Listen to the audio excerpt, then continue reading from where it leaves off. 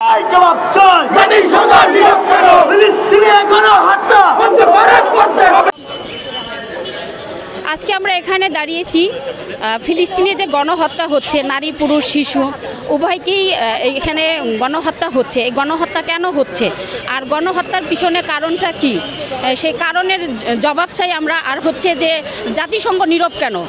আমরা মুসলিম জাতি, আমরা 850 কোটি মুসলমান, আমরা যদি ঐক্যবদ্ধ হই তাহলে আমাদের সমাজে শান্তি ফিরে আসবে। হ্যাঁ, তো আমাদের সমাজে শান্তি ফিরে না আসার কারণটা কি? কারণ হচ্ছে আমরা ছত্র ছাড়া, আমরা ঐক্যহীনভাবে, আমরা এই সমাজে দলবদ্ধভাবে মানে যার যার মতন করে একটা দল প্রতিষ্ঠা করতে চায় যার যার স্বার্থ মোতাবেক। কিন্তু আল্লাহ তো বলছেন তোমরা ছত্র ছাড়া হয়েও না, ছাপ্পান কান্না হুম দুনিয়ানো মাসুদ, সীসা গোলানো প্রাচীরের নেয় তোমরা ঐক্যবদ্ধ হয়ে একসাথে কাজ করো।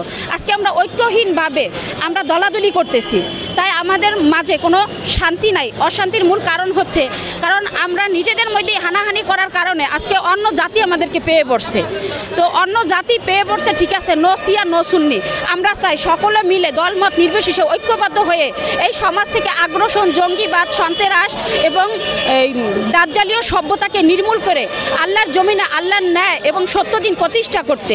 সেটা প্রতিষ্ঠার লক্ষ্যে আজকে আমাদের এই দাবি জাতিসংঘের কাছে যে আমাদের মুসলিমদেরকে কেন এভাবে হত্যা করা হচ্ছে, আপনারা নীরব কেন?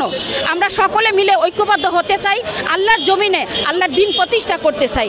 সেটা প্রতিষ্ঠা করার জন্য যা যা করা লাগবে সেটা আমরা করার জন্য প্রস্তুত আছি ইনশাল্লাহ। মানবাধিকার সংগঠনগুলো আমরা দেখি হত্যাযোগ্য হলে তারা প্রতিবাদ জানায়, কিন্তু এখানে কি মানবাধিকার সংগঠনগুলো রয়েছে? আমি আপনার কথাগুলো স্পষ্ট শুনি নাই।